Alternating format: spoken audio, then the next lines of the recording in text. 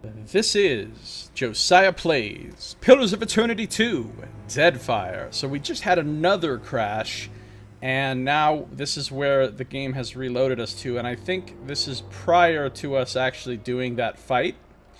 So I'm going to position up my peeps. Yes, I shall.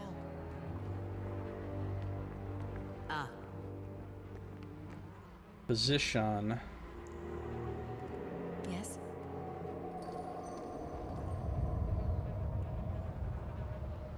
And we're gonna try.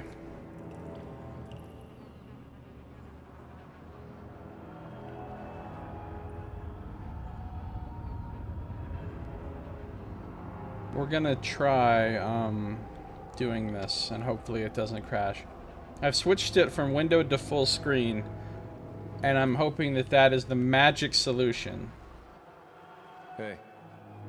Alright, Adair. I don't see why not. Could be a... Oh, it's just the flesh monstrosity left. So we did already do the fight that we already did. No, no, no, no, no, no, no, no. Don't go anywhere near that fucking sigil of darkness. If I click it multiple times, maybe he'll go faster. Not how it works, but...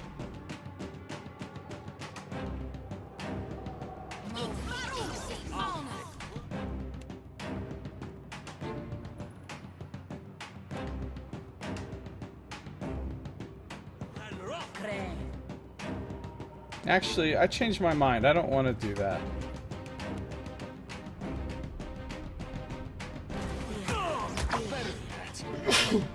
Excuse me. Sorry.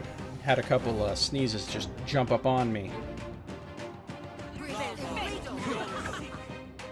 Palagina, I really respect your bravery right now, but maybe you shouldn't.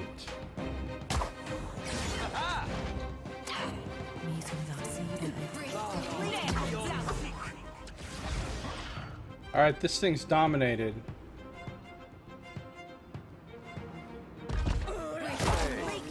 That wasn't that bad.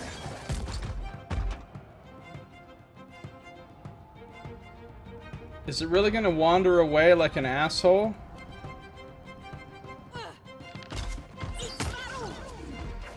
No, that's not what I want you to do! You're supposed to be my puppet! I'm not trying to puppet you to go towards that fucking sigil! Bad puppet! Bad puppet!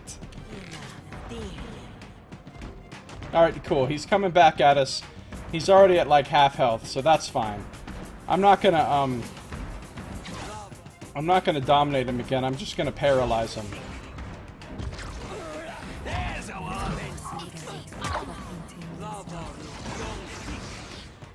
Get him! Yeah. Indeed. Alright, I don't think anybody got the curse. So, that's good. Nobody got the curse.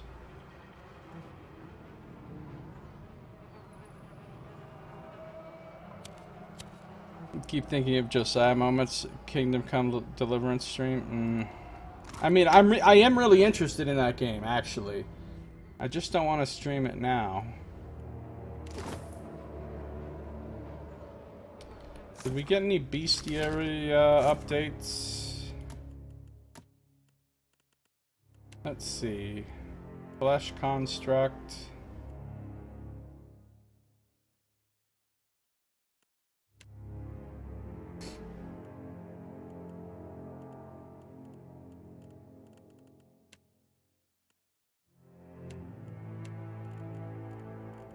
A lot of types of creatures. So those were basically some kind of ghouls, or Darghouls that we just fought. Or not, because it says I'm only defeated 2 of those. What were they? Were they revenants? Were they...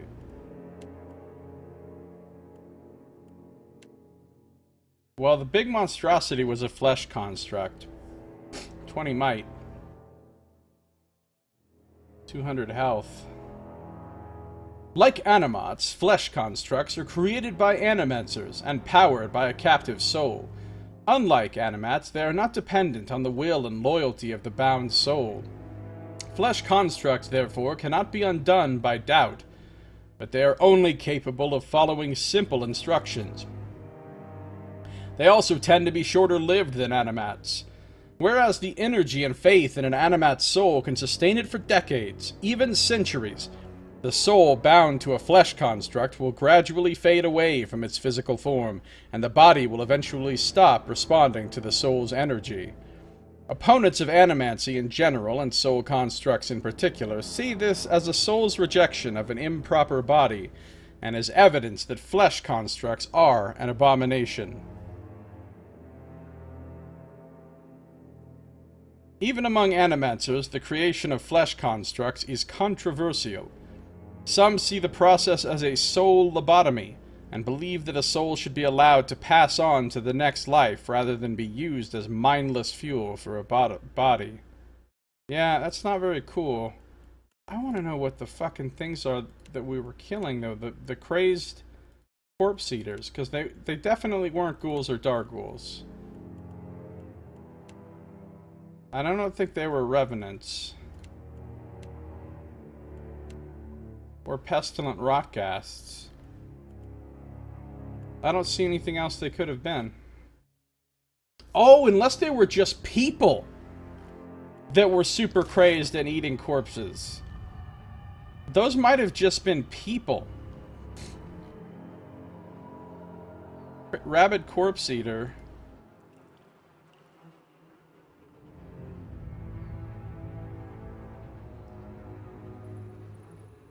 What's up, Boss Pie? How you doing? Welcome.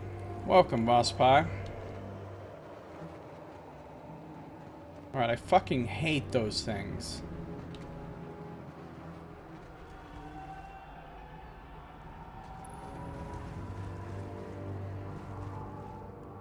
Alright, Aloth and Aloth alone. Step forth.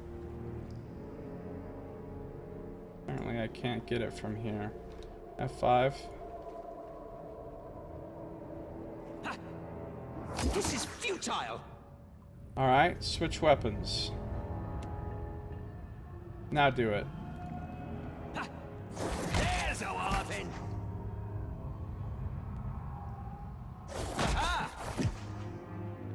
Aloth is our designated sigil destroyer because he's the only person in our party who has a ranged blunt attack.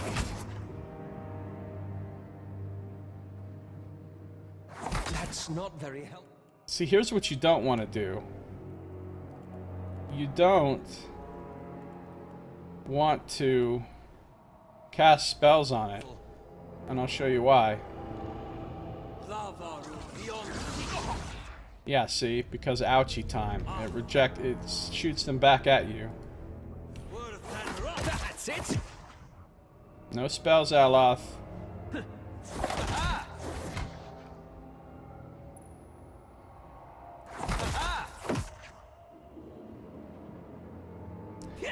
I'm good, Boss Pie. I'm good, no problems in my life. How are you doing? The only thing that's making me less than perfectly good is the fact that this game keeps crashing all the time. Alright, how many fucking hits does this thing take? This is futile. Man, that thing has a lot of... He's critting almost every time, too. Good job, Aloth.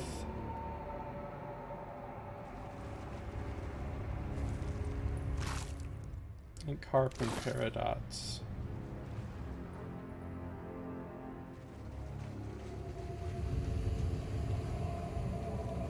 I guess I didn't really need to destroy that at all, because there's nothing over here. But I thought maybe there would be something over here. Yeah, boss, I did a 30-hour stream for this game. Although several hours of that were not actually streaming because I kept having severe technical difficulties. I had to completely reinstall the game and stuff like that.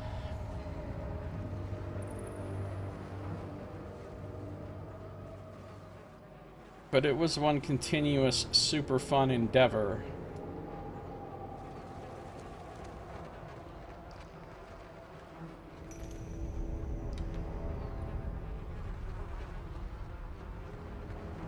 The game kept crashing, and I kept trying to find fixes to the game crashing, and I never found a fix, so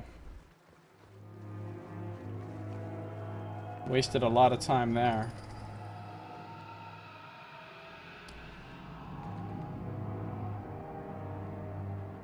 Well, yeah, it's a brand new Obsidian game. It's always this way. I mean, I wasn't having a lot of crashes and stuff with Pillars 1, but there were still a lot of bugs and stuff, and other people were having problems.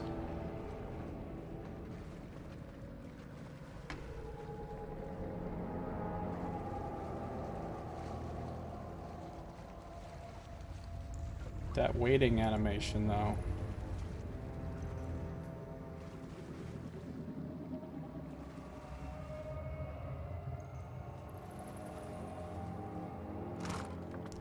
A fine rapier and some golden swoles.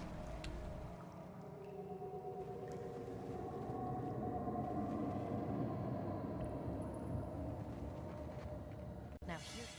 What did we find?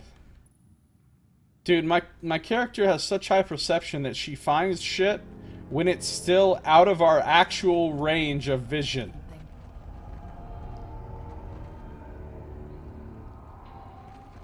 Like this. This is what she found. We couldn't even see this far.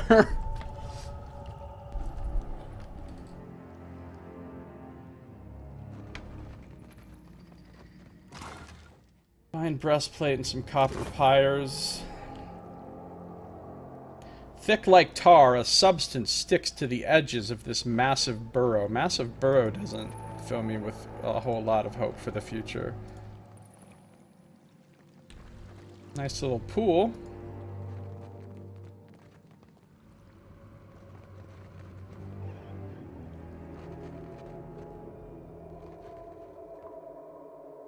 Chamber of the Tides. Oh, we found what we're looking for. There's the mural.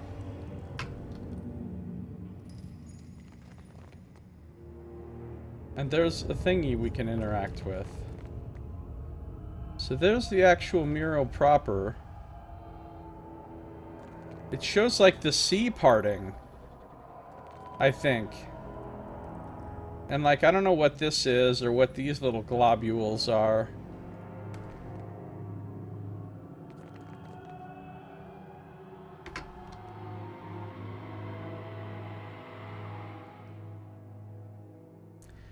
Next to the sealed door is a statue of a woman, cracked and overgrown with moss. Both of her arms are extended toward you. One of her hands is missing.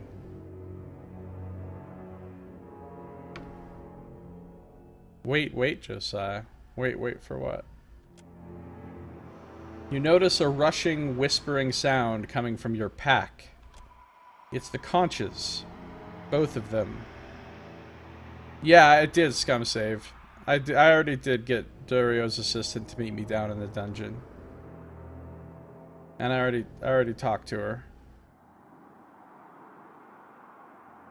Gentle crashing surface coming from the shells. It looks like a Huana representation of Andra. Her robes hang like sheets of water, pooling around her feet like rippling currents. You examine the spot where her missing hand should be, yet the stone of her empty sleeve feels smooth, as if her sculptor had never shaped a hand there to begin with. Her only hand is open, palm up, as if to receive something.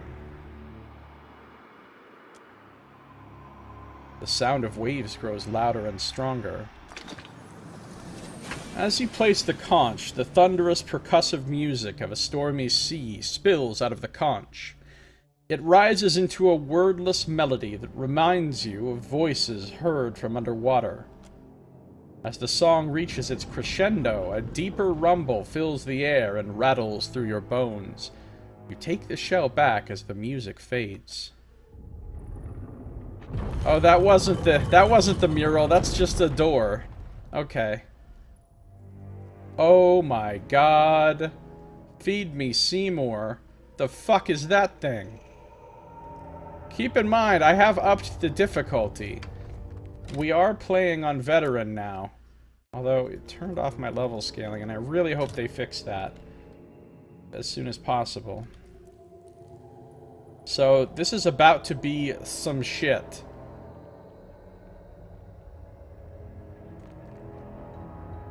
Oh no.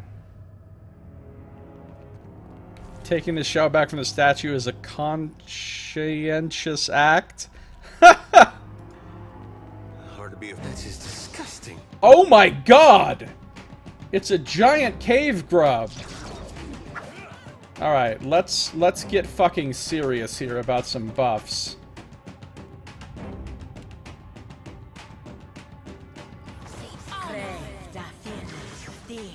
I need some help here.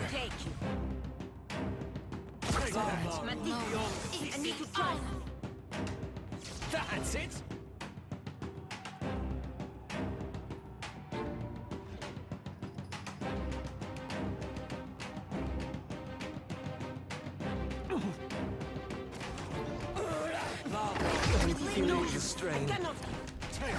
Oh my god.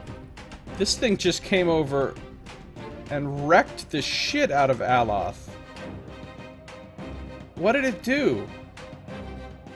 It hit him for 79 damage? The regular grubs hit that hard? Fuck my life.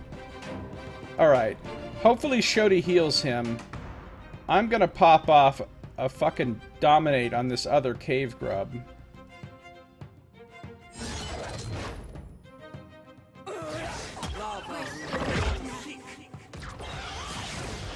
You know, it'd be cool, Shodi. Oh, she did heal, right? Did she heal him? Oh no, he's second winded. Good job, Eothas. Did my thing miss? What happened to my... What happened to my dominate? Did it miss? There's literally nothing about it in the combat log. Did it get interrupted or something? Now Palagina's getting worked. Let's just kill this thing off real quick. Alright. I really want to dominate that second one there. So, it says I have a 96% chance of dominating it.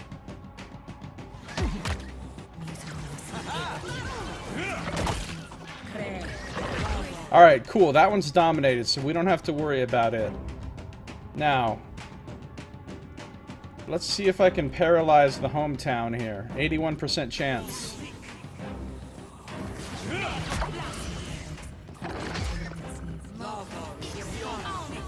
I think the paralyze didn't work. It says I crit him, but he has a resistance to dexterity afflictions. Oh, I see. He has resistance to a lot of afflictions, so he only became immobilized instead of paralyzed. Well, that's useless. I'm gonna save that for my heal. I think it's time to just drop damage with my bow. Come on.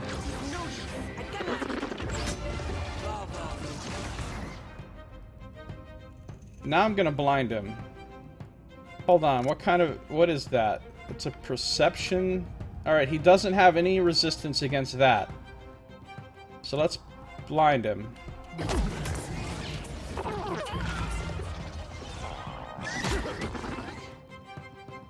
Oops, I cast the wrong spell, but I'm really okay with that because I just dominated the giant cave grub.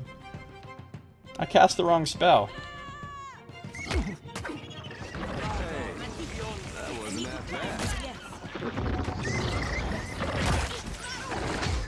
What is that? It's a grub burrow.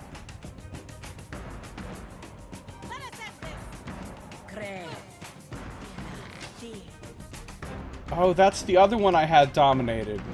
It's about to come out of domination for 9.1 seconds. In 9.1 seconds. Let's grab everybody and kill that thing. Not sure I can. Perfect. Why did my quest just update?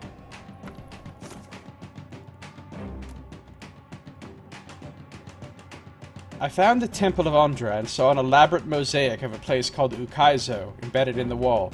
This must be what Dario was looking for. Gwenvin waits to hear from me at the passage between the Undercroft and the Old City.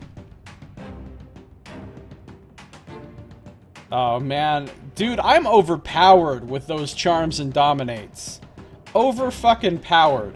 You know they're gonna nerf that shit because it's just way too good right now.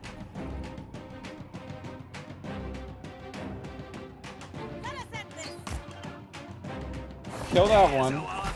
Alright, now this guy's got 12.6 seconds of chillaxin time left. So that's 12.6 seconds that we can just beat on it with impunity.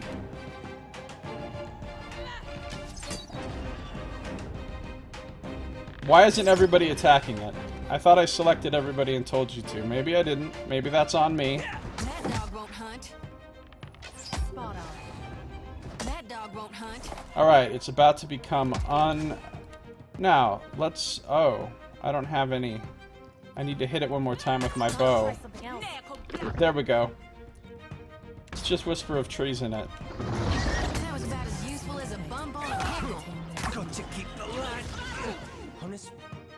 Dominated again. Huh? Eothas. Oh, there's another cave grub. Oh, shit. First of all, wait. I just cast Whisper of Treason. That doesn't even dominate. It only charms. Oh my god. Weakness to intellect afflictions. So any intellect affliction I cast on it is automatically worsened. Alright, I'm a little concerned. Okay, I need to heal Eothas real quick. How long does this take? Let's take 0.6 seconds. How long does this take? 0.6 seconds. Let's hurry up and help Eothas out here. Eothas, what I want you to do is obviously not cast a spell because you don't have any.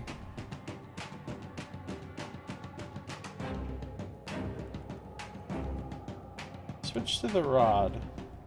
Turn blast on. Maybe I should use an empower. I haven't used any empowers yet. Empower yourself. You get a spell back of each level. Now you can cast Ghostly Double, Displaced Image,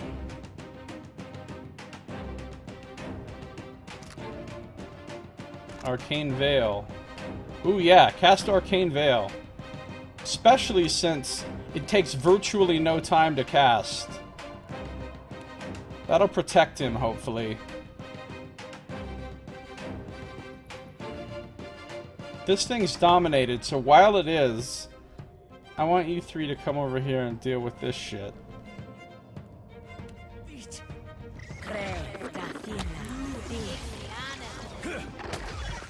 Oh my god, the giant cave grub is annihilating his own, or her, own offspring. This is great. I'm just gonna do Holy Radiance real quick. And Eothas has Arcane Veil on now, right? Yeah, he does. So his deflection should... What? Where's his huge deflection bonus?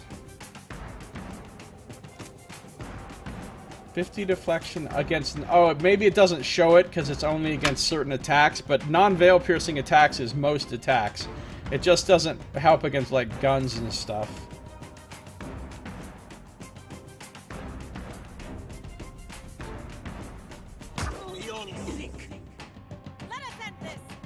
That's it. I think I'm gonna come over here.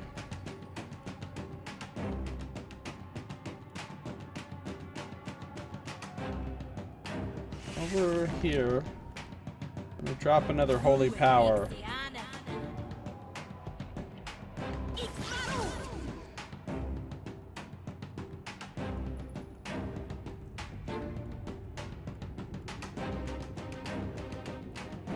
All the monsters are dead except the grub, which is going to be dominated for a few more seconds. Didn't work.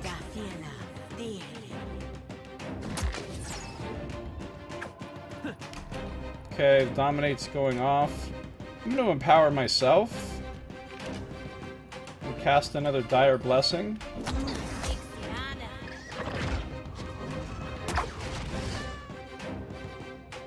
Back up a little bit here. Oh!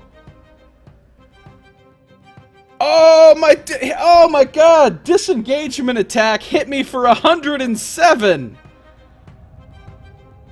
Alright, so disengaging from this thing, getting near it, was a terrible idea. I don't know why I got near it. I guess I thought, oh, it's helpless right now because it's dominated. But then I didn't move away. And I just got wrecked. So that was a big tactical error on my part. I mean, obviously we're still going to win the fight, but it makes me sad that my character got knocked out. Wait a minute. What is she casting? Is she casting Revive the Fallen? She is! Yes! Good job, Shodi.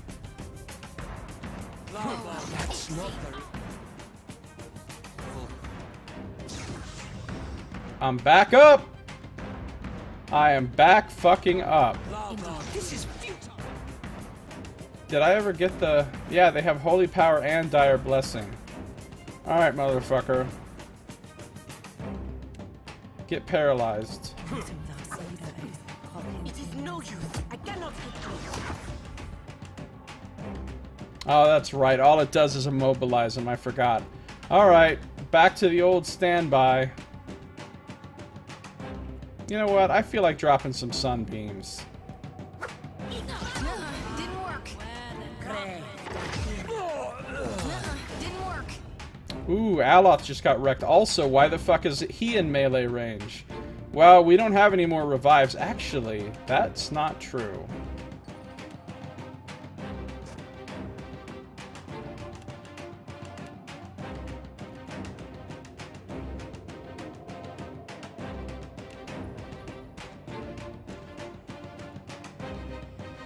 Why am I not just charming it over and over?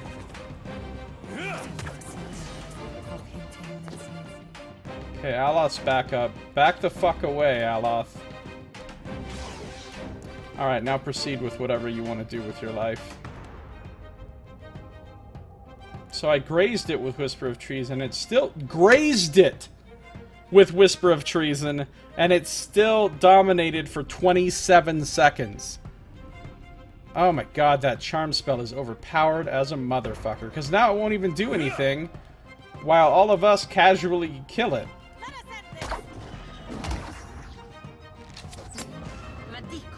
I need to try something else. That's a big motherfucker. Alright, we won. 2 people suffered injuries, though, and we did use 3 of our empowers in the group. We used empowers, and 2 people suffered injuries. So that makes me know that it was a legit boss fight. Although, actually, if I hadn't fucked up and placed Eothas and Sekaruna right next to the thing, they wouldn't have gotten dropped, and thus we wouldn't have suffered any injuries. And we probably, at that point, would not have even needed to use empowers. So we probably could have done that without losing any resources. I shall. But I'm okay with how it went. Some larvae, a Valoon, Razorgill, and an Amber. That's all it had. Why is my health not coming back? I mean, why do I have a red thing right there on my... Oh, to indicate that I'm wounded. Oh, to indicate that I'm minus 15% max health. That's what Sekaruna needed, was less health. Motherfucker one-shotted her. One-shotted. And he's got bruised ribs. I got a gaping wound. Alright, that's ouch. Yes. What can I do for you? I'm having issues, as you can probably detect. Alright. Of course. Let's kill these things.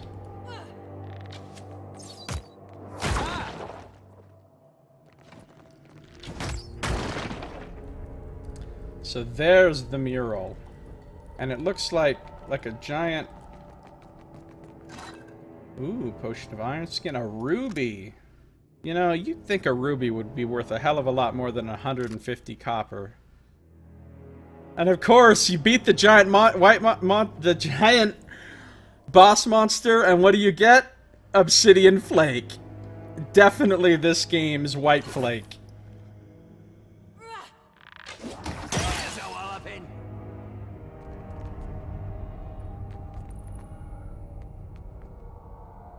Alright, there's obviously the mural. This mural depicts the tempestuous waters said to surround the legendary city of Ukaizo. Oh. So this quest is tied in with the other quest about Ukaizo. Maybe Daria... But how does seeing this... Hold on. Maybe it's because of those symbols along the bottom? Maybe those are the key? Because I don't see how seeing this mural would do anybody any particular good. And maybe it's those symbols right there.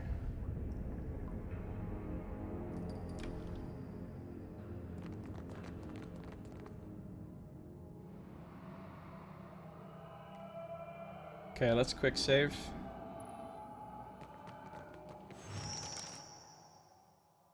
A cracked, dirt-rimed carving dominates the wall. In it, two hands rise from curling waves. Sockets, like the one in the hand of the statue outside the temple, have been carved in the hollowed palms. Both are empty. You notice a rushing, whispering sound coming from your pack. It's the conches, both of them. A sound like a gentle, crashing surf is coming from the shells. Inspect the carving. Cracks, mold, and grime vein the stone. The carving looks ancient, and it feels that way too, smooth with wear. Yet, as you run your hands along the stone, you feel a cool whisper of air. It feels like there's a draft coming from the other side. The sound of waves grows louder and stronger. Place a conch in one hand. As you do, the thunderous, percussive music of a stormy sea spills out of the conch. It rises into a wordless melody that reminds you of voices heard from underwater. The conch glows. Perhaps it's just a trick of shadows, but the stone hand seems to tighten around it. Place the second conch in the other hand. The other shell slides into place, glowing as brilliantly as its twin. A counterpoint melody rises from it. The carving shudders and something rumbles beneath your feet. You watch as the wall panel sinks into the floor. Okay. We open the secret room. This should be where the good treasure is.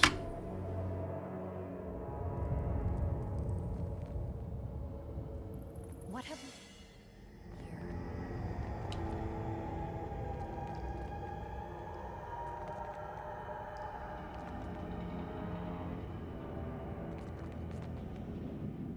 Alright, I'm pretty sure Sekaruna can handle this trap. I can get it to spill its secrets. She did so. And this lock. It shall open to me. It's done. And this lock. I can get it to finished. Alright, let's see what we have in here. Potion of the Resilient Body. Resistance to... Potion of Relentless Striking. That's a pretty nice potion. And some vegetables. Because these are the vegetables I want to eat. I'm sure they're fresh as fuck. Some vegetables in a pot, an open pot, down in ancient sealed ruins from the ancient days. They're probably hundreds of years old. Yeah. Let's get some ranch dip and go to town on those, folks.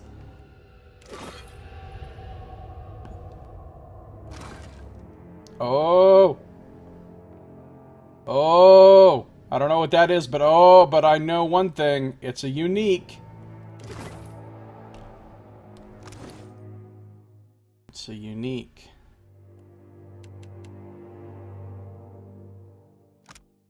Oh, it looks cool. Wahai Poraga. Probably pronounced wrong because of that little line over the O. It's an exceptional quality. Why does it do such low damage? It's a two-hander that's exceptional and only does 13 to 19? Can that possibly be right? Well, now it says it does... Wait. 15 to 22. It does less damage than my fucking one-handed sword? Which is only fine? Is this item bugged?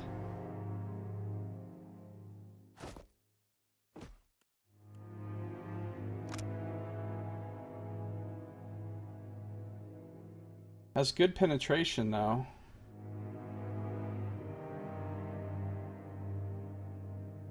Why is the base only 13? Why is the base only 9 on a poleaxe? How much damage does her fucking pike do? Way more! A pike does 18 to 24 base. This thing's also a two-handed polearm, so it should do roughly the same amount of damage, but it only does 9 to 13 base. Wow. That sucks. Because it looks like it would be really cool. Standard attack, AoE hits primary target and up to 2+ additional targets, friend or foe? Wait a minute. At Blade's reach. Minus 100% melee damage received for 0 seconds on launching attack. This ancient Huana weapon once belonged to the legendary barbarian Mahoalahua, the battle-crazed. Known both for his love of violence and love of money, Mahoalahua sold his services as a warrior to the highest bidder. He had no compunction against fighting on either side of a conflict and did so frequently, sometimes switching sides during a single battle. If he was rumored to be fighting, opposing commanders would actively bid for his loyalty throughout the course of the melee. Mahoalahua was indiscriminate in battle, striking all who came near, both friend and foe. He could be relied on to never give ground, however, and his allies always gave him a wide berth in which to do his deadly work. It can have a counterattack. That's pretty nice. Dug in. Why would you want that? I don't... There's something bugged about this item or something, because it seems like super terrible. Like super terrible. Hold on, let me try, for fun, let me try equipping it, okay? Now there's my shit damage. 72, 77.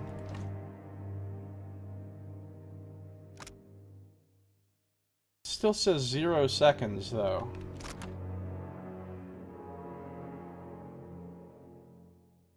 Yeah, this is garbage weapon.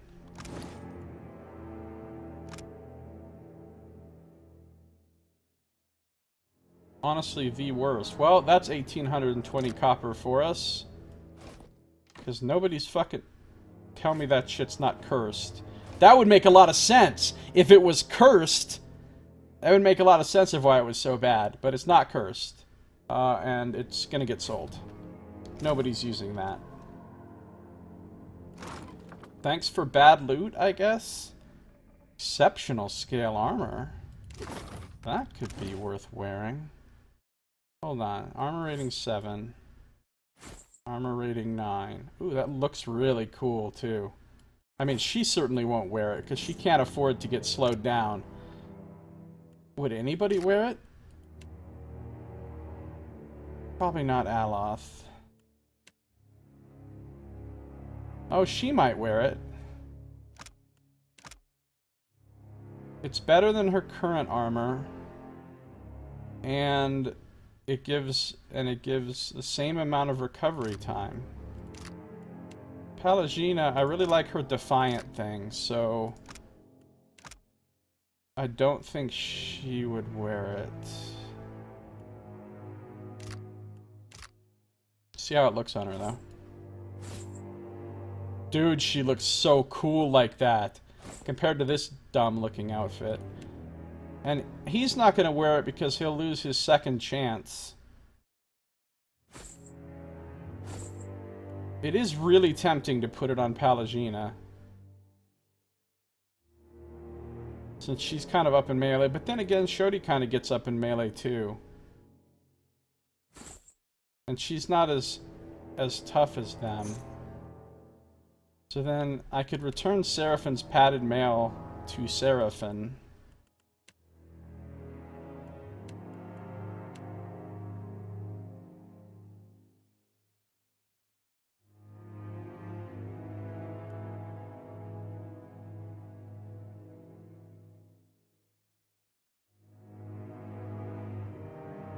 I don't know, what do you guys think? Should I put this armor on Shodi, or should I put it on Pallegina?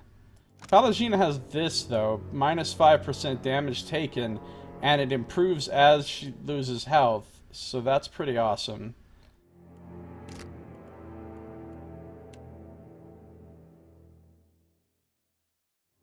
I don't know. My folks said I'd never amount to anything. I hear you.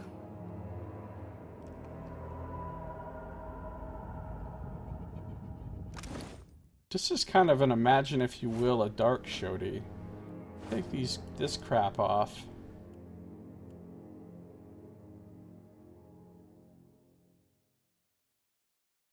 Dude, second chance is good, though. It's only 1 extra point of armor for him.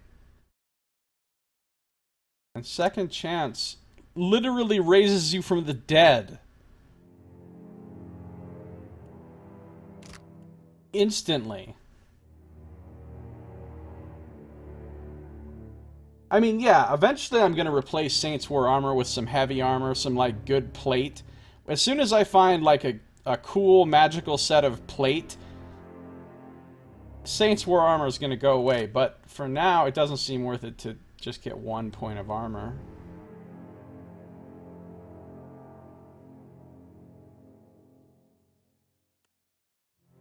Well, the Paladin can't revive anybody, at least not right now.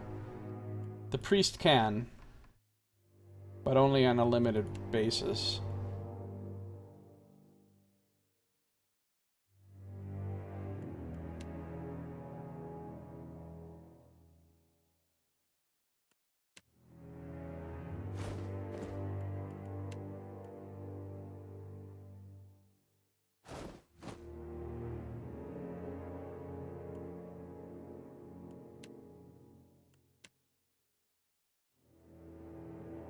He's the only one that has a cloak that actually does something.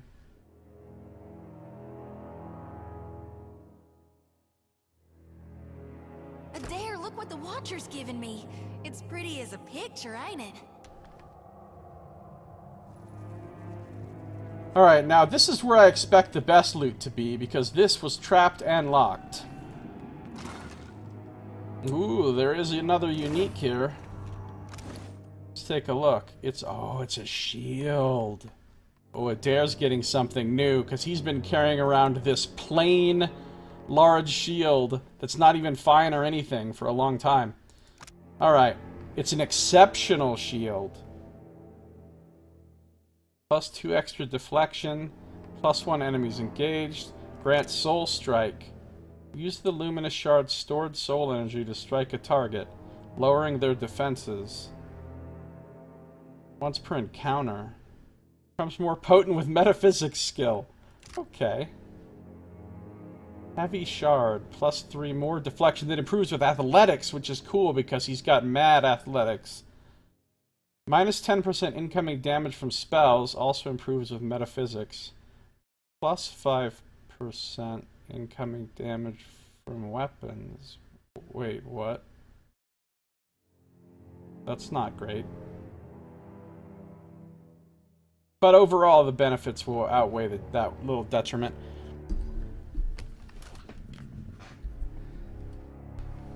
I never got a Death and Taxes mace from the Bardados. I got a different mace. I got this sword when I did the quest. I don't know, how did you resolve the quest with the Bardados and the other family? In mine, I actually got them to make an alliance with each other, and each family awarded me a unique weapon. The well, one of the, I think the I can't remember the name of the other family, Bardados and the whatever one, whoever they were. That family gave me this rad sword, and the Bardados gave me like they gave me a mace, but it wasn't Death and Taxes. It had some fancy name. It was like a gilded sort of thing, and I sold it.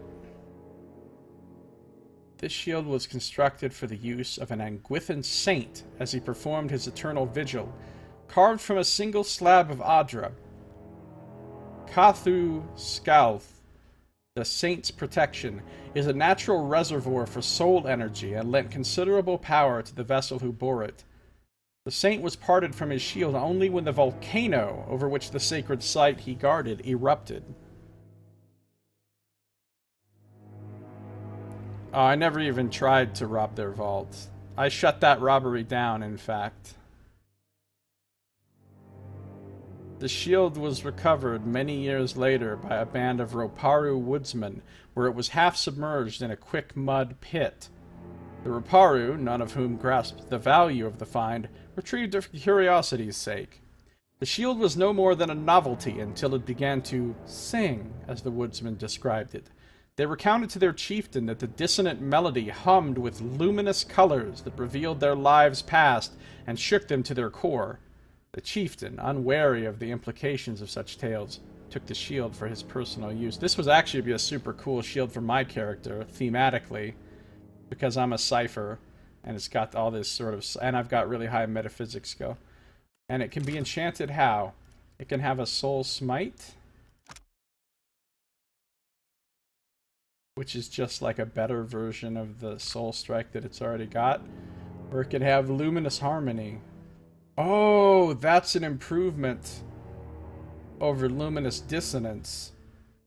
Minus 10 damage from all sources instead of... Oh, that's really good. We want this enchant as fast as possible, but it requires some really difficult shit. Reagent we can just buy, but I don't know where you get these other things. Can even make it superb. Okay, hold on. So this is a great find. I'm super excited about it.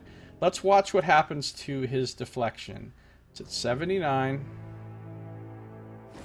Oh my god, he gained 10 points of deflection from that. And 2 points of reflex. Oh my god, that's so good. It's so good.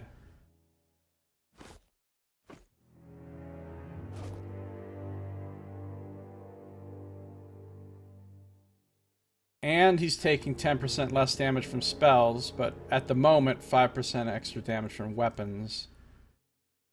And he can do this soul strike thing now too. Now I wonder...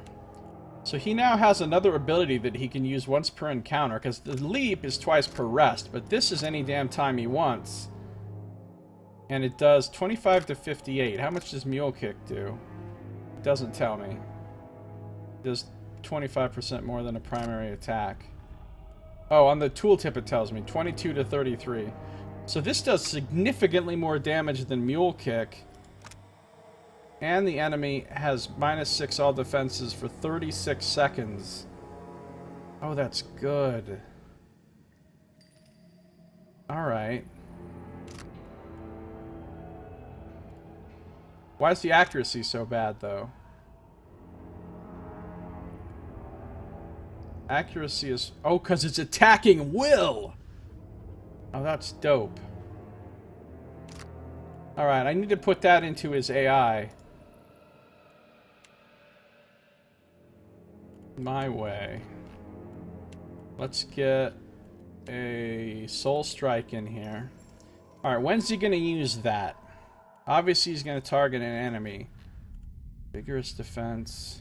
Discipline Strikes. Mule Kick. Best current threat is what he's got that on. Targeted melee range. What's the range on this? Presumably melee.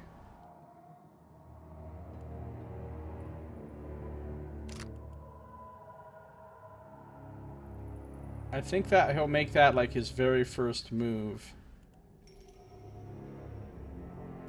Or should he make it not his very first move? What does Mule Kick do exactly? Makes the enemy flanked, so then they'd be easier to hit with this. But if he hits with this first, then they'll be easier to hit with whatever else. I don't know what best current threat means, but I guess I'll pick that again. Soul Strike. Target. In melee range. And target not below 25% health, because I don't want to just use it on something that's almost dead anyway.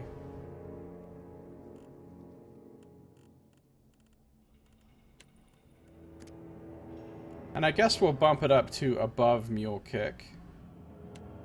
He'll use Soul Strike first, then he'll start using Mule Kick. I'm not going to respec him to full metaphysics, but I will start putting points in metaphysics for him from now on.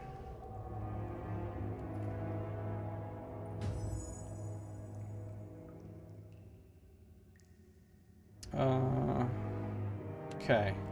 Right now, what's he got for metaphysics? Right now he's got 1. Oh, but only because of the private dance bonus. I'll start giving him metaphysics when he levels up now.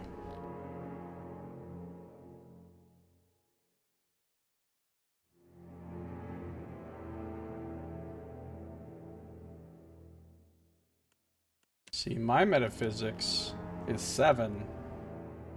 So that'd be pretty cool. If I was a melee cipher, I would so use that shield. But of course my athletics is terrible, so then I wouldn't get the benefit from that. Alright, as soon as we can enchant that, the very first enchant we're getting, I mean, you know, you have different materials that you get for different stuff, so it won't realistically be the very first enchant we're getting. But I mean, like the second we have the materials for that, we are going to get that enchant of the luminous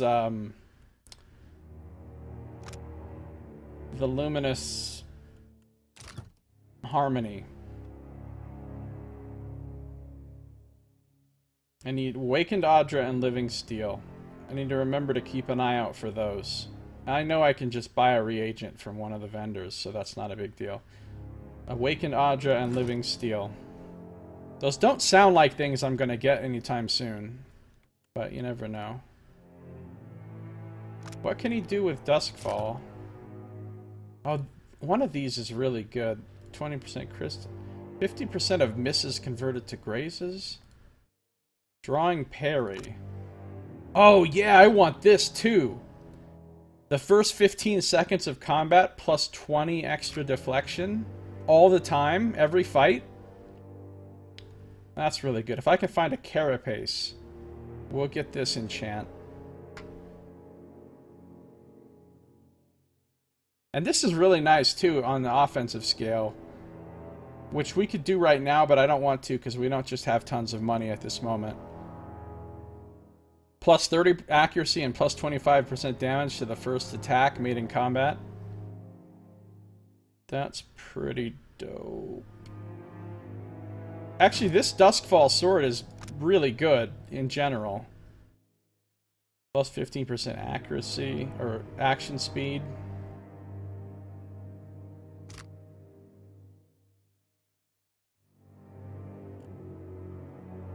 That replaced his gladiator sword. Which... I feel like someone should be using this, but there's nobody. I mean, she uses two-handers. That's what I want her doing.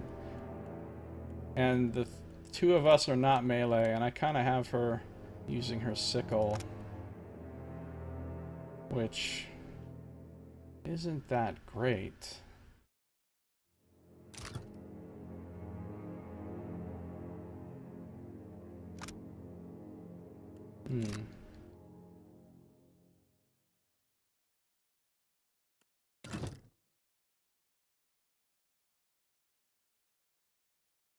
Nox says, true, without enough coin and resources, you'll have to carapace yourself for a bit.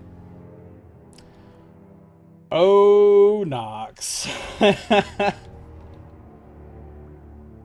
Alright, so I think we got some good stuff here. Good thinking. And we got a big cool boss fight with a giant ass thing. And we completed this quest. We can just go back and tell Gwenfin. But before we go back and tell Gwenfin anything, we're going to continue exploring this map. We're going to fully explore this map, obviously.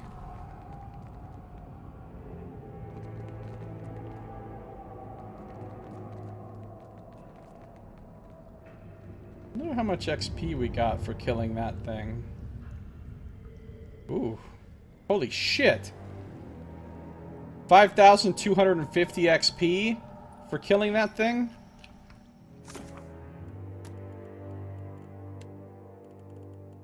So cave grubs. Cave grublings. Giant cave grub. Weakness to intellect afflictions was really cool. Had 10 armor, damn. And 672 health. Fuck. Rarely sighted and even more rarely survived, this cave grub of monumental size requires a significant amount of resources and space to survive. Aqueous sacs in the cranial cavity allow this enlarged animal to emit a biosonar lure that can attract other cave grubs to its precise location. In other words, he's an asshole. That was a fun fight, though. I enjoyed it. I'm glad I had it on veteran, because it probably would have been trivially easy.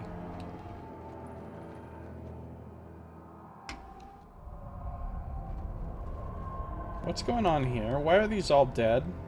I didn't kill them. Oh no. When I take this, these motherfuckers are all getting up. Don't think I'm stupid. This isn't my first fucking rodeo here. I've played a video game before. Let's just relax on the party placement. Don't see why not. Okay. Quick save.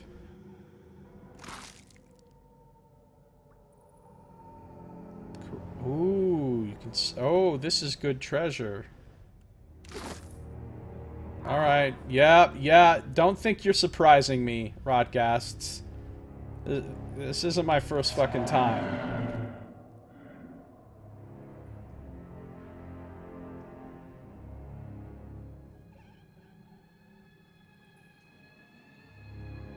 We got trouble, folks.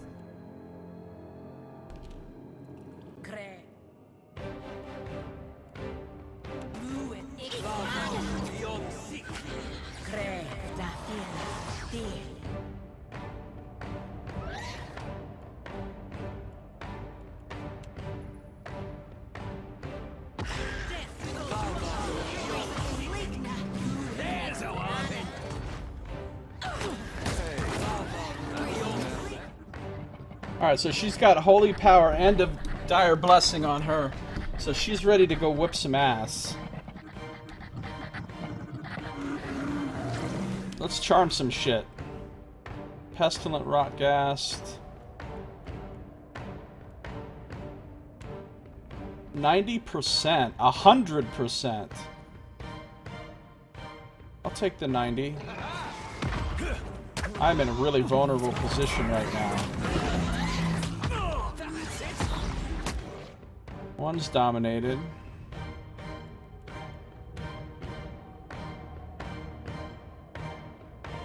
And we'll charm this other one.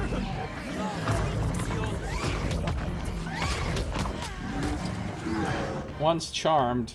Charmed just as he fucking gets destroyed by Aloth's 90-point necrotic lance crit.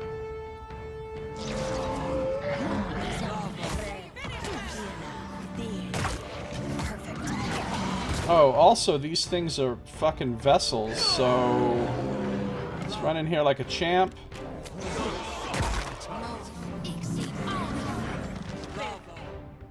Ah, yeah. Okay, no, I don't like what's happening here. Shodi can tank those.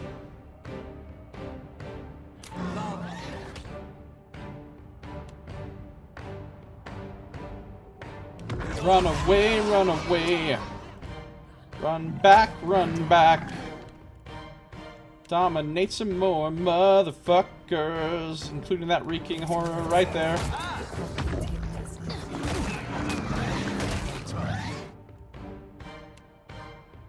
Re-dominate this guy.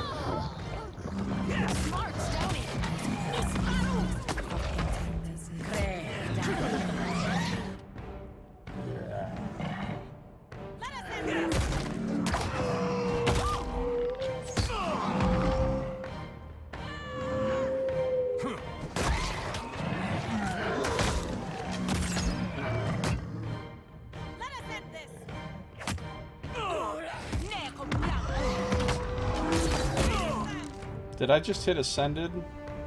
Not yet.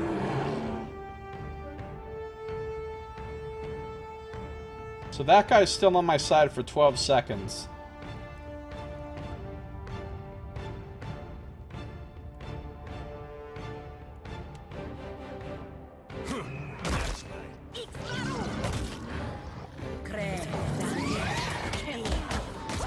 I think I just got interrupted. Why am I hovering in the air like a nutball? Puppet Master misses. What?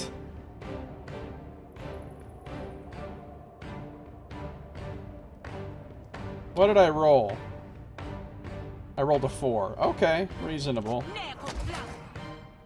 This guy's back in business. Let's bring him onto our team again. Before he fucking kills Aloth. Now this guy's looks angry. Let's chill him the fuck out.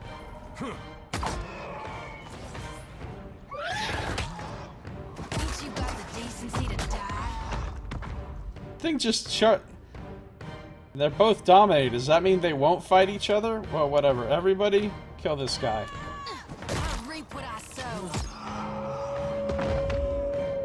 Everybody, kill this guy. We got 20 seconds of dominate left on this dude, so he'll be done. He'll be dead by the time he gets undominated.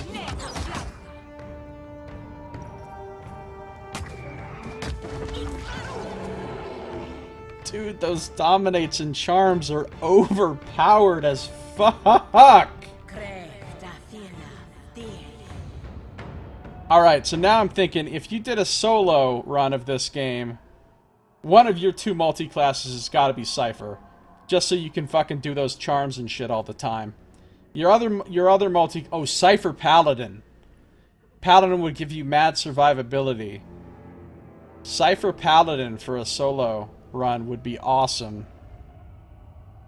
Indomitable domination.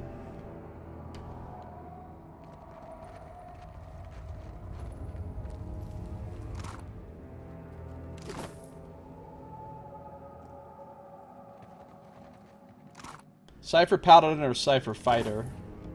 One of the two. Ah, Mumin's Broad Belt. Munin, hold on. We'll read that in a second, because we got some other loot that we've got to read. The loot that came off of this guy. This corpse over here. I'm having so much fun with this game. For some reason, I'm just enjoying it so much more than Pillars 1. And I can't even put a finger on why.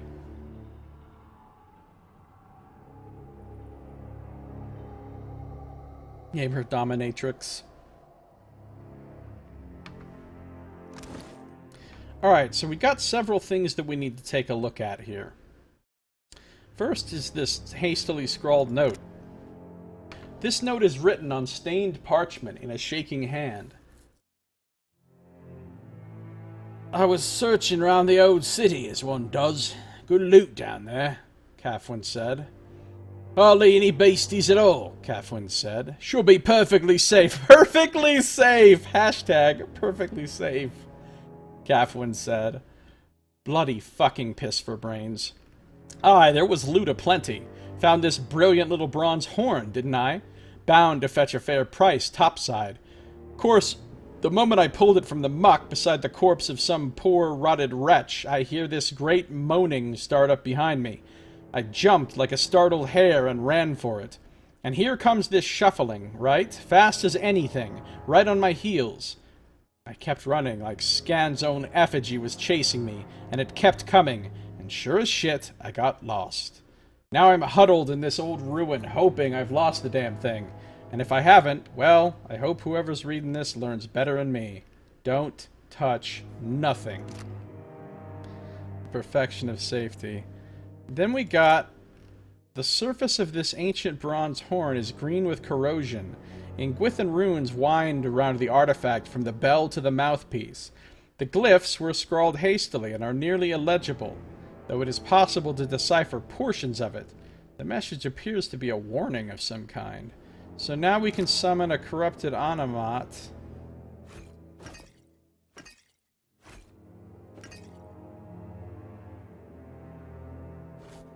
So we can summon Brine Imps and we can summon an Animat once per rest. The next thing we got is this belt. Munan's Broad Belt. All Glonfathan children know the story of the Orlan folk hero Munin and his time on the run from the cruel Deerwooden slaver Duin. Cornered after many weeks fleeing his pursuers, Munin took shelter among the tents and pavilions of the... What? The Circus Chedroth. A wandering carnival, where the circus master Rick the Larger took pity and hid him from the devilish Deerwoodens. Munin showed the circus master his magic belt, which he had stolen from the candy house of the bog hag of Hilden. The belt, he said, gave him the strength of 5 Amawa and agility greater than any elf. Amazed, Rick brought Munin into his circus as an acrobat. Munin soon became famous for his daring tumbling routines and acts of vigor. When the greedy circus master saw how the crowds loved Munin, he became envious. One day he betrayed Munin to Duin. When the slaver arrived to collect his quarry, Munin shocked him by leaping clear over Duin's head onto the villain's own horse. Munin laughed as he rode to freedom and many other adventures. How his magic belt made its way here is another story altogether. Alright, so +2 athletics isn't bad. He's already got a cool belt. She does not have a belt. She's got a good belt. He doesn't have a belt. I think my character could use some athletics for now. I mean, surely I will find a better belt for myself, but for now, that'll bump my athletics to 3, which will also help my my second wind be a nice beefy 48.3 health restored.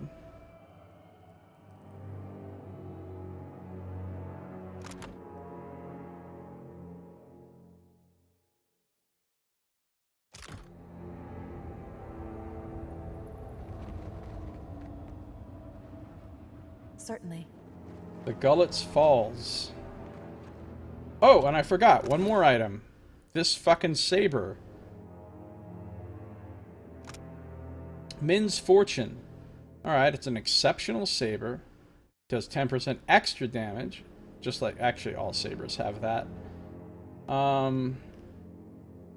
Stacking plus 2% crit chance on hit. Stacks plus 50 times and resets on crit. Ooh. This is a DPS beast right here. The brash smuggler Min Felinko earned her reputation by taking risks and always landing on her feet. Running blockades and evading Valian customs ships were worthy challenges, and Min took great pleasure in constantly pushing her luck. She commanded countless sloops, ketches, and caravels over her career, transporting valuable contraband, and always insisted on flying her personal colors, which depicted a cat with a mocking grin.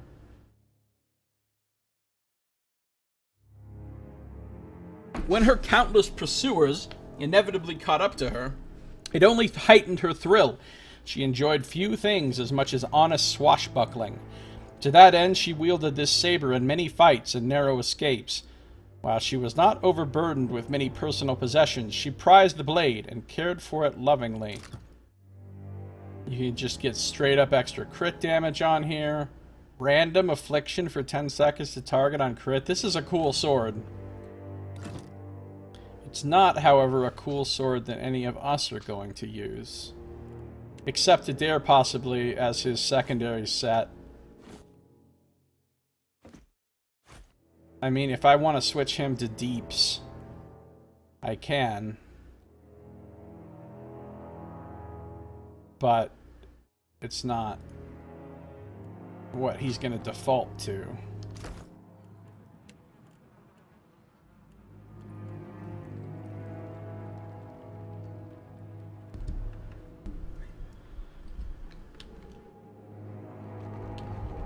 I trust you.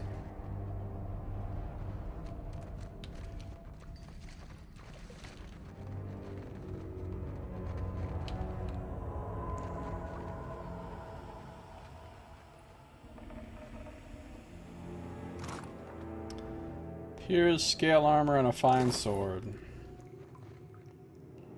You know who hasn't gotten a cool weapon? Sekaruna, my main character, who's still using the generic hunting bow from... Well, she did get this sword, the talking sword, which it can only be bound to her, but she's not going to use a sword. Hardly ever. Because her hit points are so low, if she goes into melee, she's just going to die. So she's still using the generic, non-anything special hunting bow that she got at the beginning of the fucking game.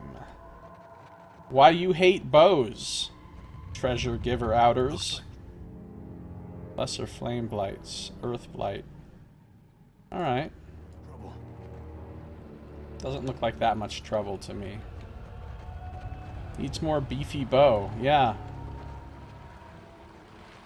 Bow of beefsmanship.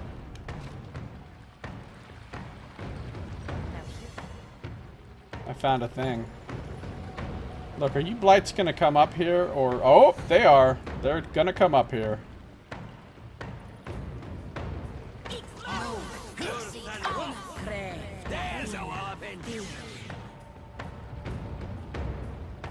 Mule kicked. Did he already do...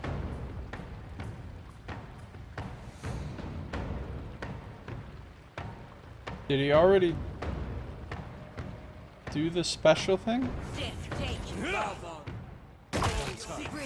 Why is he just mule kicking?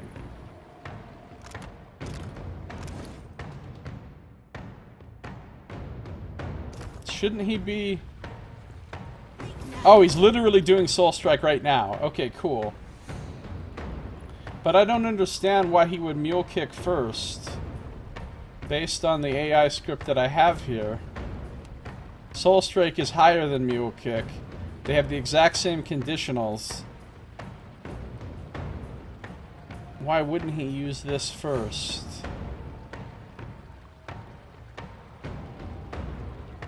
I don't know. Whatever. It's fine.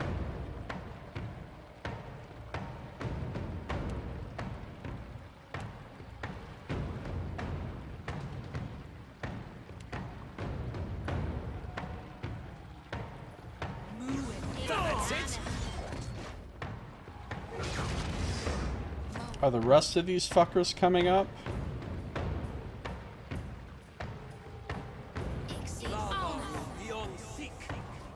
That's it.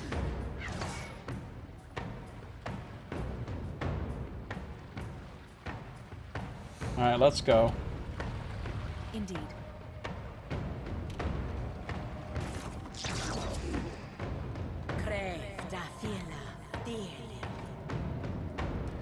Everybody, get to work. 100% chance. 94% chance to dominate that Greater Earth Blight.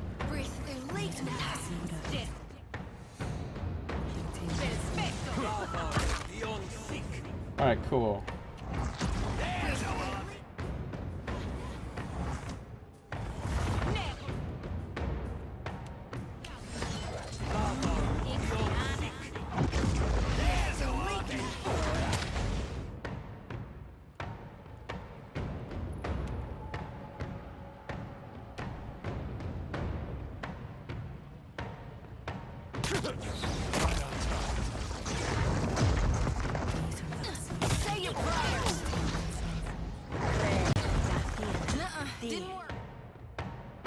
Dominated for 17 more seconds. Let's just kill this guy. Alright, we won the fight, basically. What did they? Didn't work. That wasn't half bad.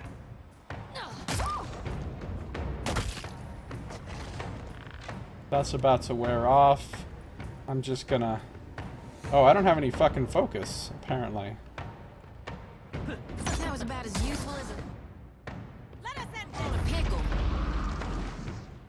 Need something stronger. That's it. Didn't work. This thing is hard to hurt.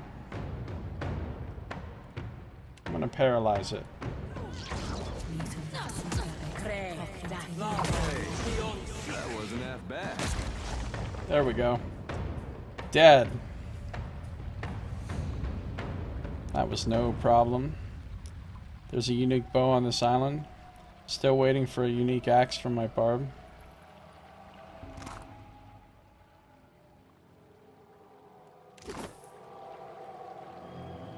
Certainly. A pistol and some lockpicks.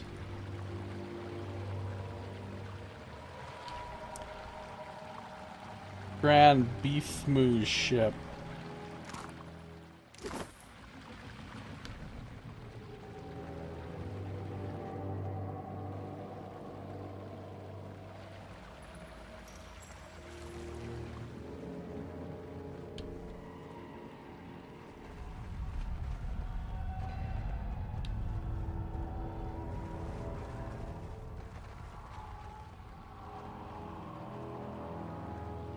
Nothing in here we can loot, huh?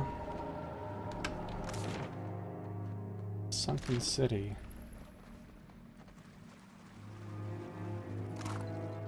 A plain hatchet. Now we're talking. Does this lead? Cliff steps. Oh, this leads somewhere new. Alright, we'll come back. I'm gonna clear this map before I go to any other maps.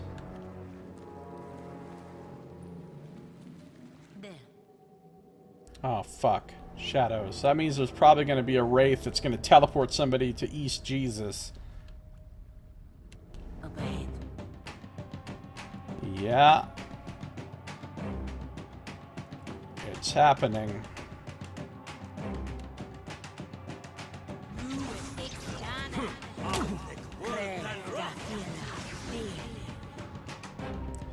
Shade just teleported in. Multiple...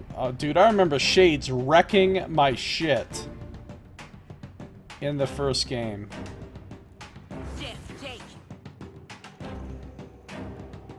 Let's see how Shades feel about being dominated.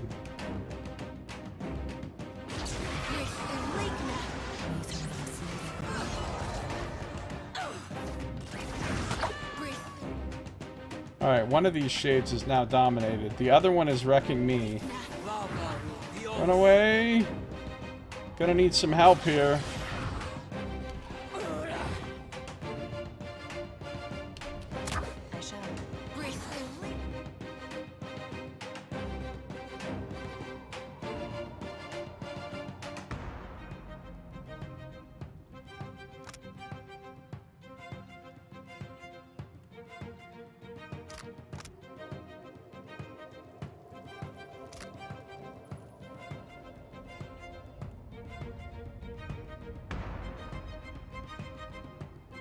Adair's doing fine over there with his assortment of shades.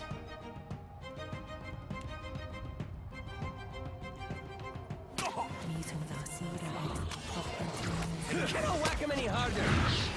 Another one charmed.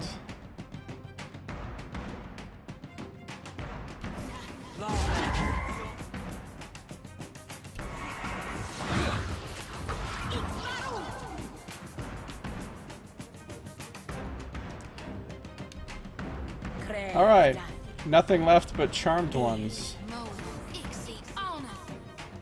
What is she casting? Ah, Devotion for the Faithful. Okay. Everybody?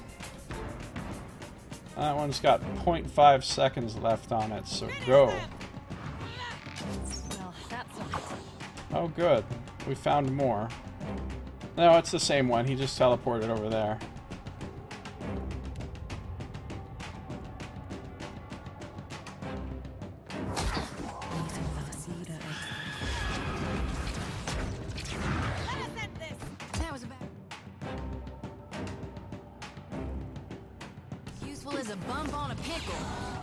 I wonder if Shodi's gonna, heal us. Alright, I'll do it.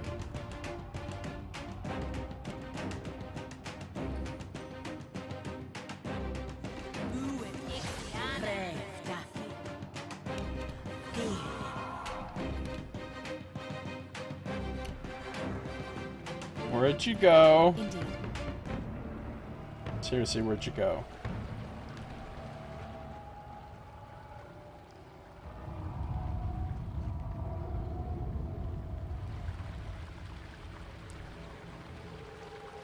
So we've got the waterfall over here.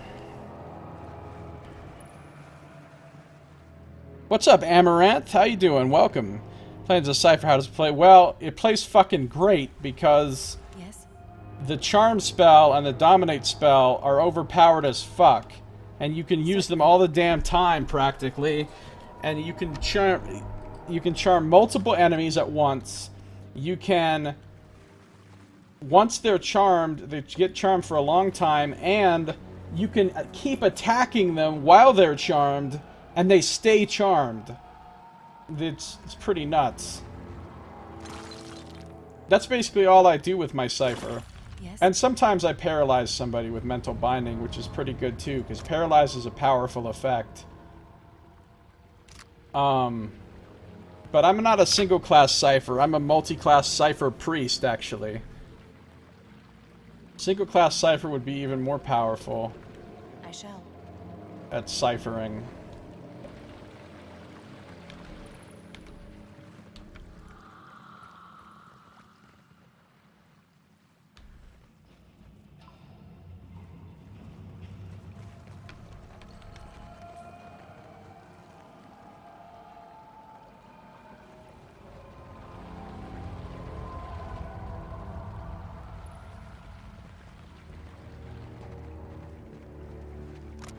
Because my perception is so high, I basically always hit with my charm. Even bosses, even like the big boss that we just fought a little bit ago, I even dominated that thing with no problem.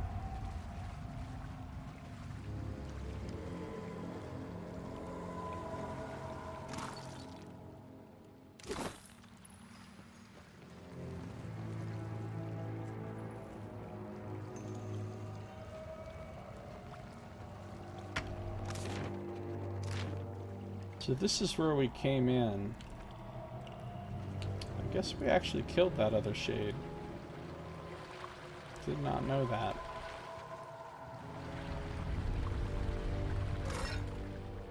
Kate and some Azada Nui shell.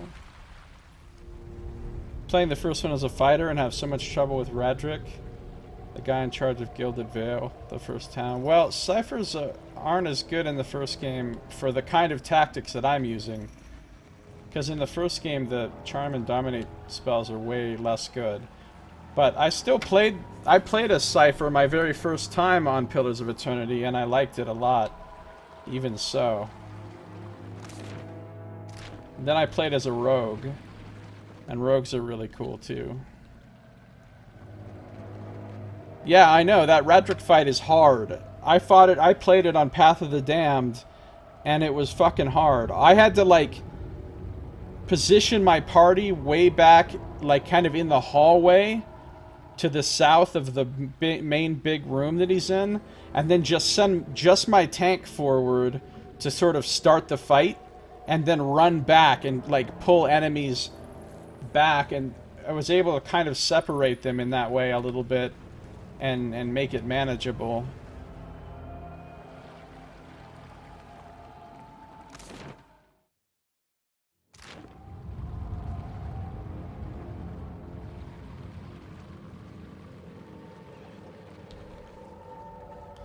Bulbous colonies of fungi soften the harsh features of this ancient Amawa king. Is that what that's supposed to be? Antidote and coral snuff.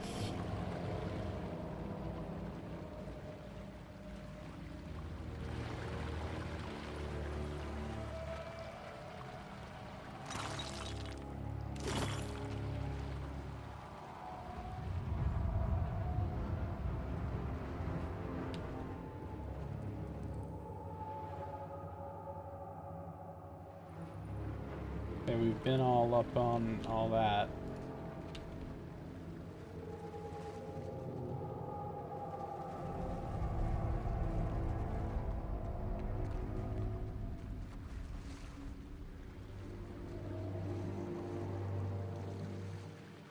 Yeah, he has a crazy number of dudes with him. Those paladins especially that he's got are a pain in the ass.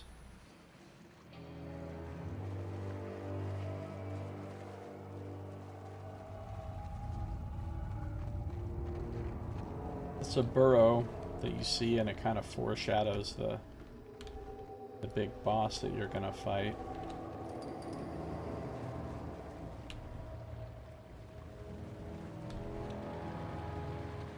I think that's it. I think it's explored. So at this point, you can go to the Gullet's Fall. Wait, that's not actually an exit though, right?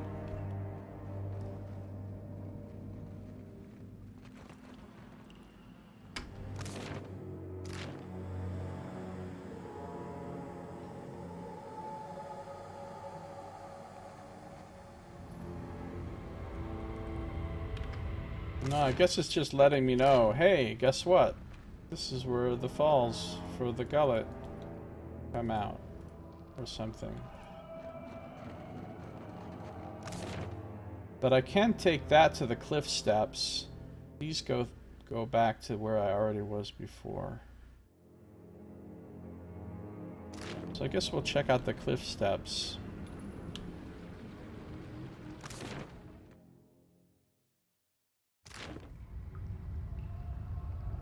Nothing we can do here, right? Nope. What do you need?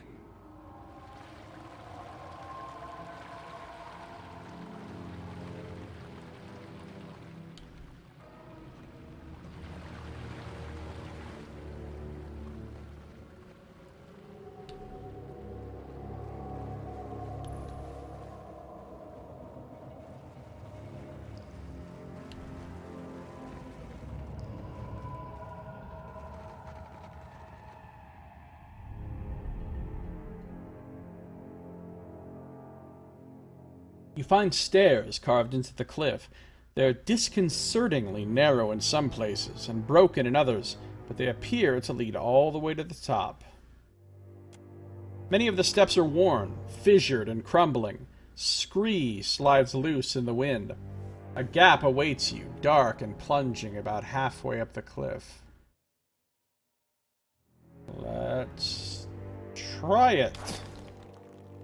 You step up, testing your weight on the first of the many cracked and crumbling ledges. It holds, and you climb, navigating the narrow ledges and gaps with careful footing. Halfway up, you reach a spot where the stairs have crumbled away. Luckily, a narrow ridge remains. It proves sturdy and allows you to easily cross the gap.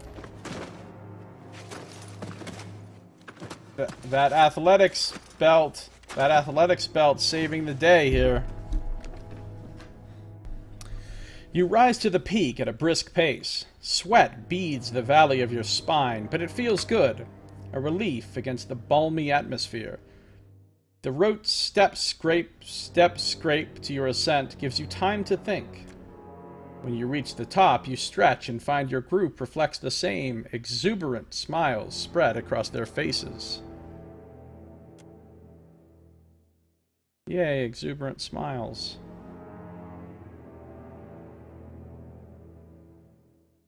Yeah, I just want to say, we've been going for like over an hour and a half. No crashes yet since I switched to full screen. Of course, I've gone much longer than that without a crash, so... Oh my god, we're here and there's some mad parallaxing. Gotta love that parallaxing. Old City Overlook. Where the fuck am I now?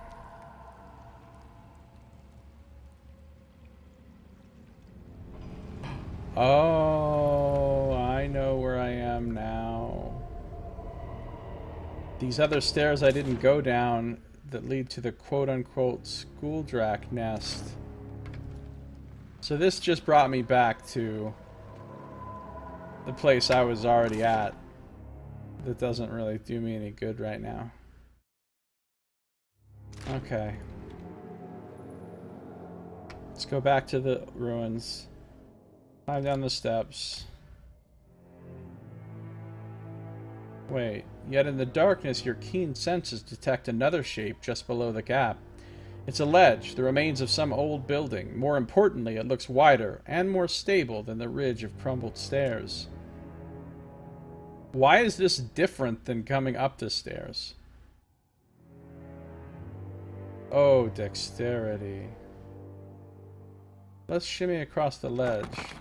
The ledge proves sturdy and allows you to easily cross the gap. You continue down the stairway until you reach the muddy ground below.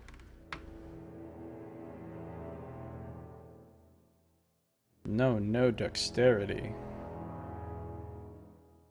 You're getting your comeuppance when you're ascending the stairs. Oh, Nox.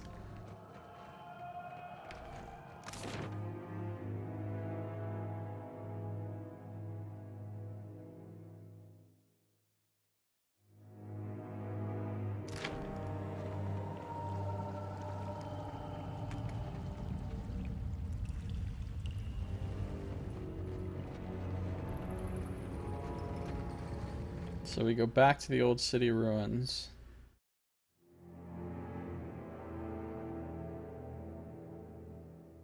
LOE. LSOE? Loading screens of eternity.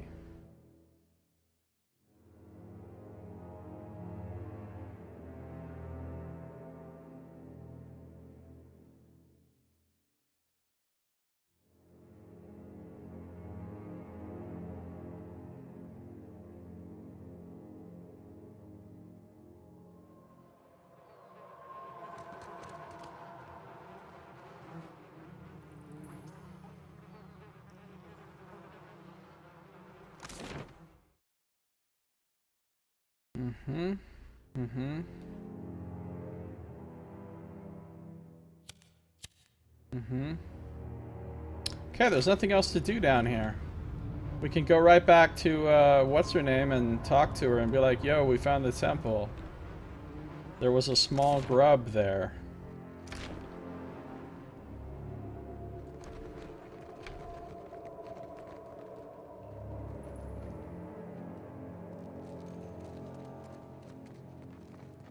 As you like.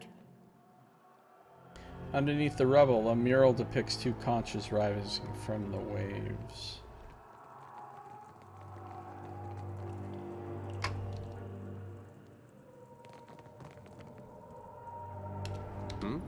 Got something for me?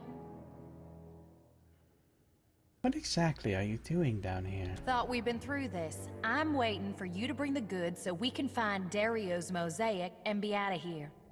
Her gaze darts around as if she's expecting something to jump out from the shadows. I see. The sooner we get that door open, the sooner we can get back to fresh air and warm company. I found the old temple in a flooded spot where the falls meet. Good work. I'll make sure no one else disturbs it. She claps you on the shoulder. Meantime, Dario will be pleased to hear the news. How about you go tell him and collect your reward? He's gonna kill me. What does he want with a mosaic of Ukaizo? The smile freezes on her face. Dario's the only one to talk about Dario's business. If I was you, I'd forget about this and take my pay. But it's your neck. She shrugs. A surprising number of people are interested in this mythical city. Oh yeah, so she comments on the fact that now we've got 2 different quests for that place. Related to that place. Dario said there was a whole temple back here. There was.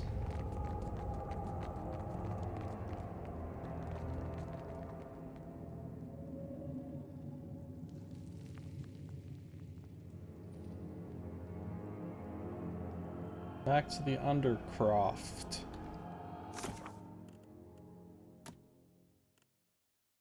Gwenfin is on her way to secure the temple. She asked me to give Dario the good news.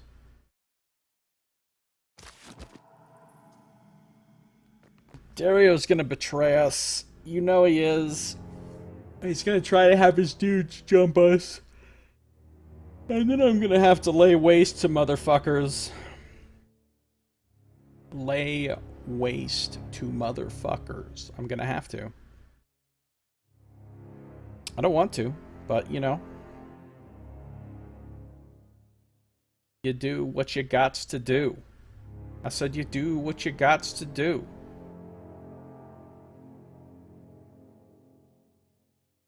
Kinda wish the game gave you a justified reason to slaughter Dario since he's kind of a shitty person. Well, you could just kill him because he's a shitty person.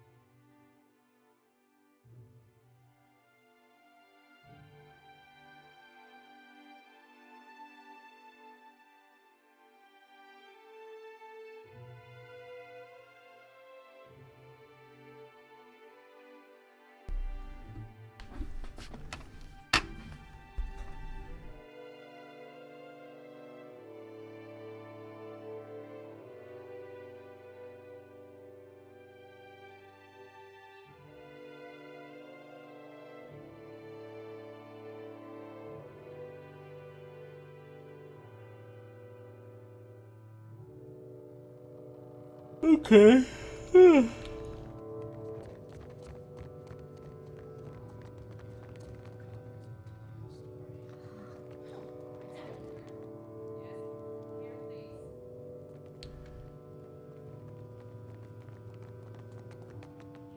Street merchant. Buy my shit. Looking to take the edge off, friend? Let me take care of you.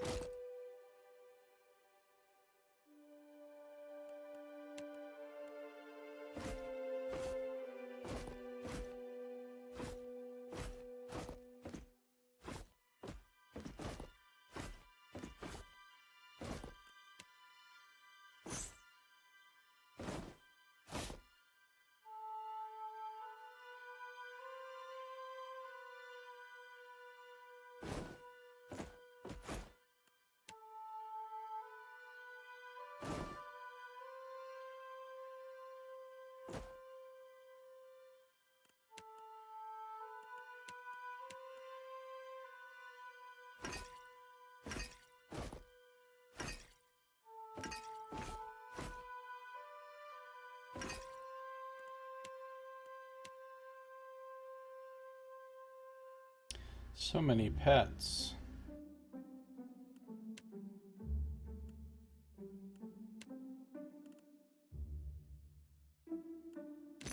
We're up to 30,000. Oh yeah.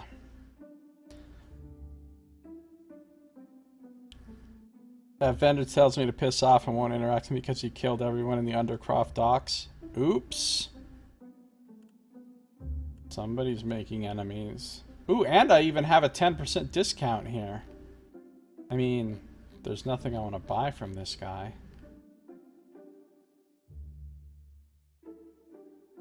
Maybe a reagent. Do I have a 10% discount with all the merchants in Delver's Row?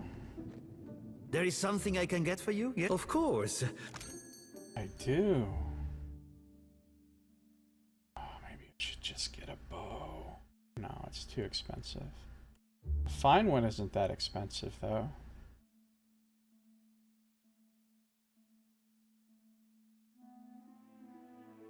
I mean, as soon as I buy that, I'm gonna find a as soon as I buy it, like the instant I buy it, I'm gonna find... Dude, it's only 1,400. Cry more. Buy the bow. Okay.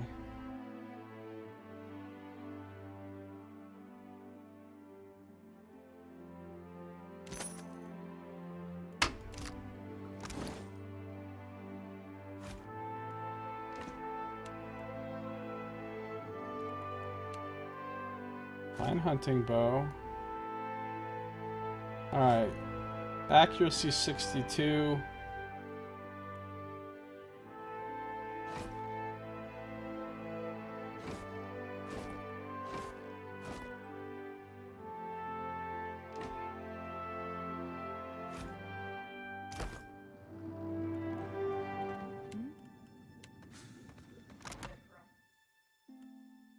Okay. I'll take it.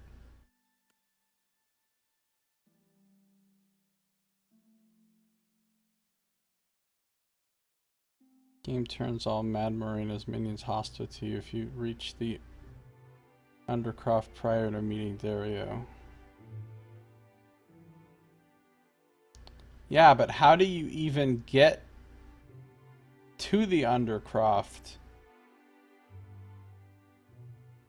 without meeting? Because don't you have to get permission to use the lift from Dario to use the lift down there? Or did you come through from the ruins?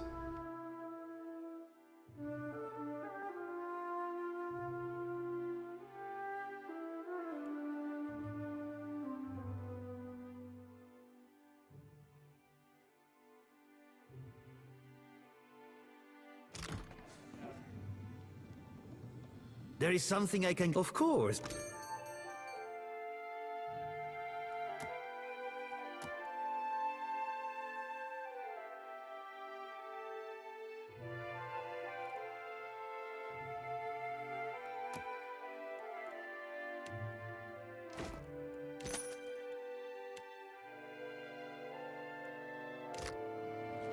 Oh yeah, then I guess you're screwed. Yeah. Certainly.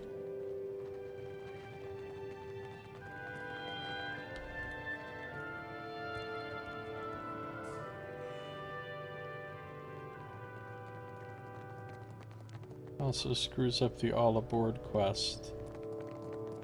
Yeah, pretty sure I did that one. Yeah, I did all aboard. And now I'm doing Dario's quest.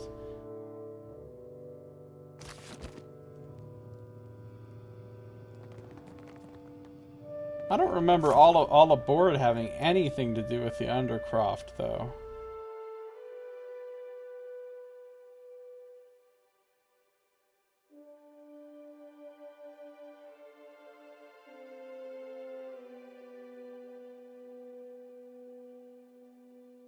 I didn't have to do anything in the Undercroft for that quest.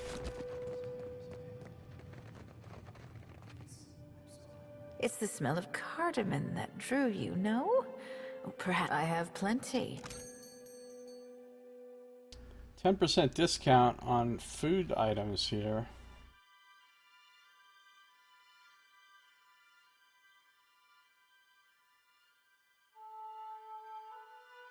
Oh, but I already bought all the good food from her.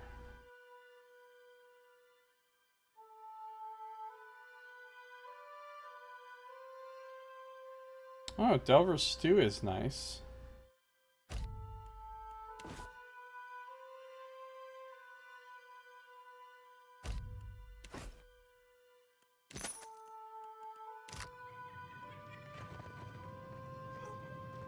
The not meeting Dario part. Oh. Well, if you've already slaughtered everybody in the Undercroft... Because I probably... Well, obviously that's going to screw up this quest then for you, right? You probably can't even get this goods and services quest. The quest that Mad Marina gives you.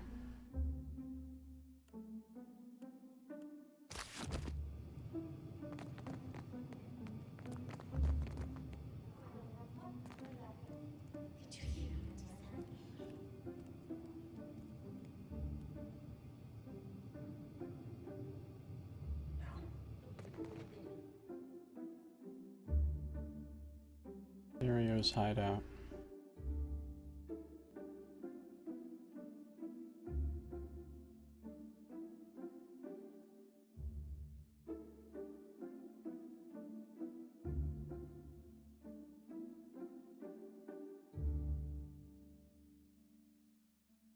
He and his crew had a lot of loot, a couple uniques. Really?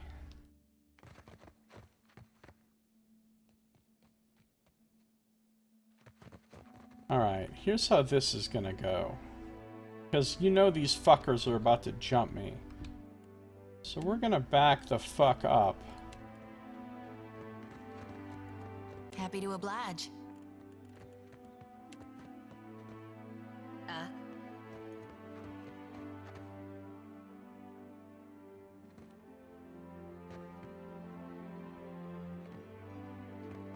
Oh, I shall. And our friend Adair here What do you need? is going to have a nice conversation with the nice man.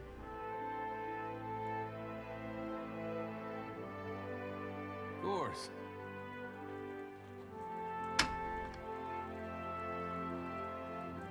What do you require? Dario leans towards you, his leg braces squeaking. So, about the Cornet of Waves. A most agreeable topic. Or so I hope. He draws his hands together and regards you over long, tented fingers. I found a mosaic in a temple of Andra deep in the old city. Galarde! You Watchers truly are workers of miracles. So much Galarde. He claps, and a figure waiting by the door scurries into the Narrows. What's your interest in Ukaizo? He smiles, but he fidgets madly with the gold at the hem of his tunic.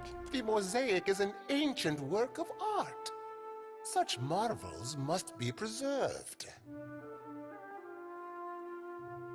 His fingers continue working at his ham. You're way too interested in this find, and in keeping it a secret, for this to be about art. A small gold thread comes away in his fingers. He frowns at it. Let us discuss your payment instead. A suitable enough topic, no? He clears his throat and produces a blunderbuss. After a brief pause, he whirls around and holds it out to you. No, I don't like guns. Never let it be said that Dario does not pay a fair price. You have gained an item, kitchen stove? The item was put into your stash. Indeed, I would hate for anyone to say that. He gives you a respectful, if strained, smile and nods to one of his attendants, who produces a bag of coin. 200 extra copper. Now, allow us to put the question of money to rest. It is an unseemly topic to linger on. Let's discuss something else. What do you require? About the A Corner most of agreeable Waves. topic. What do you require? Never mind. Goodbye, Dario. A moment. I almost forgot. I almost forgot to betray you. He takes the needlework from the table and unfurls it. It's larger than it initially looked. Blanca. Take it and indulge my vanity.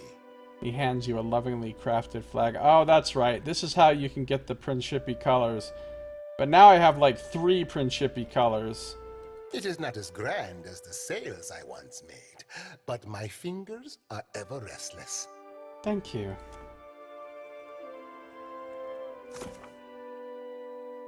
Dario was pleased when I told him about the mosaic of Ukaizo. He warned me to keep my findings a secret. I wonder if I can go straight to the prince now and be like, yo, prince, fucking Dario's interested in Ukaizo too. He's planning something.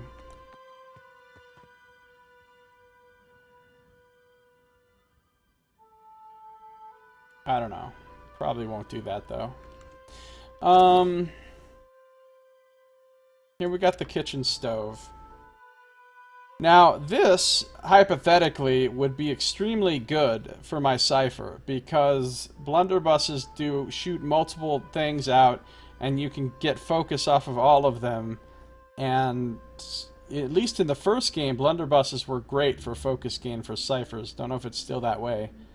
But I'm not going to use any fucking guns, because I don't like them. They piss me off. It's got multi-shot. It's got bad accuracy, but then it's exceptional. Minus 25% reload time is pretty great. With no regard for proper reloading technique or suitable ammunition, shots become a mix of unburnt powder and debris. Reloading is quicker and easier, and the projectiles bounce to nearby targets. So that's a 20-second buff, which is pretty awesome, actually. Let's find out why it's called Kitchen Stove.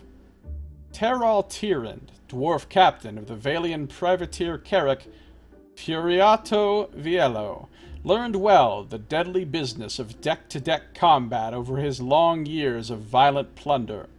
The blunderbuss, his boarding crew's favored weapon, was well suited to the task of sweeping an enemy deck of opponents, but reloading such a weapon was damnably slow in the heat of combat.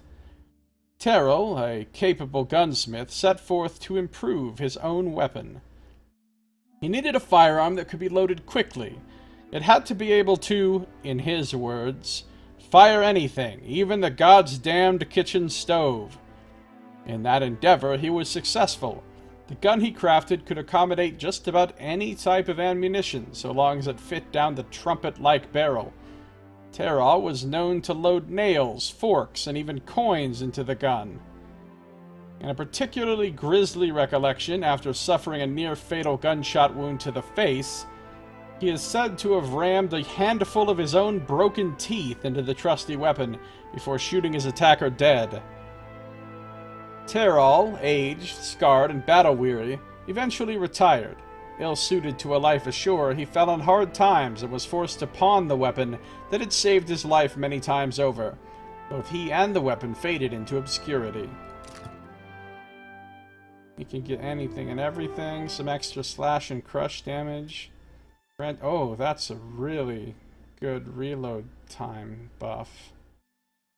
Thunderous Report. Copious powder load creates a blast that hits all targets. And whoa, that's really good. And it daze. This gun is really good.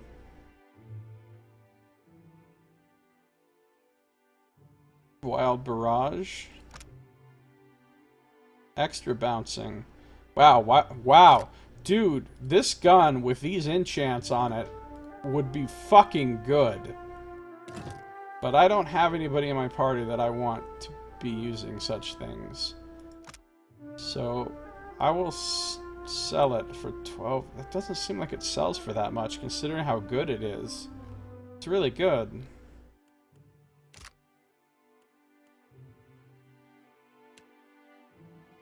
Maybe Shodi, maybe Aloth.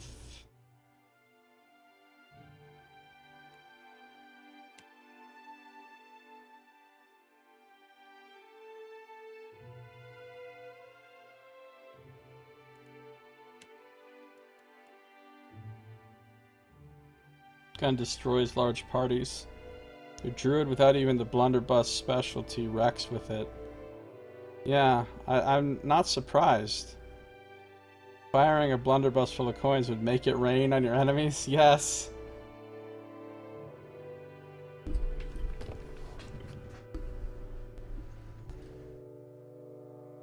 Huh.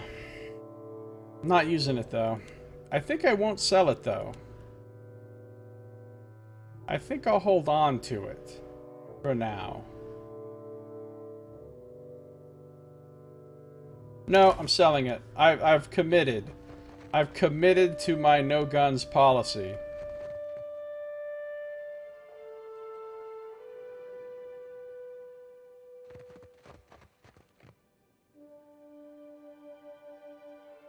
Oh. Certainly. What the fuck are you people doing? Could we possibly leave? Could we possibly leave? Okay, good. Let's get ready to rumble. No, bruised ribs. Leaping wound. I don't want to explore the Narrows. I don't want to go to Delver's Row. I guess I just want to go to the Gullet.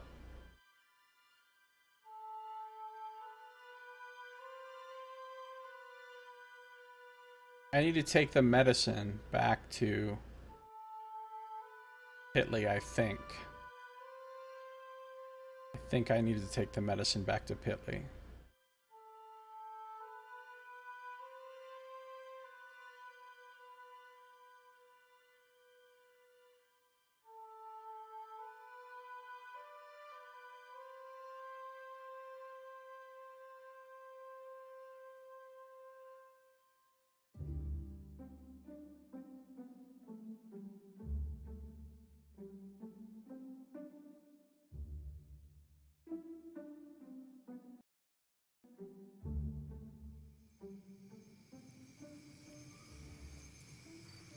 Okay.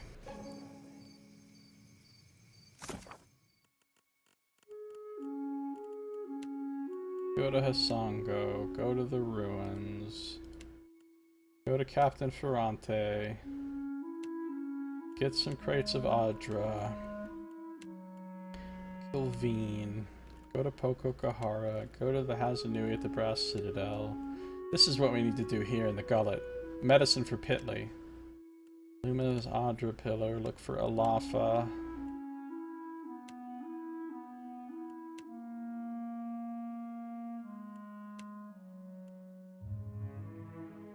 Spire of the Soul Seers.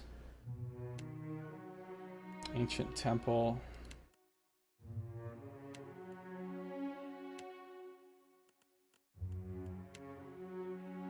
Alright. Here's what we're gonna do. We're going to go ahead and end this episode here. Now, if you're watching the stream, don't go anywhere, because I'm not done playing. I'm just going to end my episode for the purposes of YouTube right here. So thank you for watching. This has been Josiah Plays Pillars of Eternity 2 Deadfire.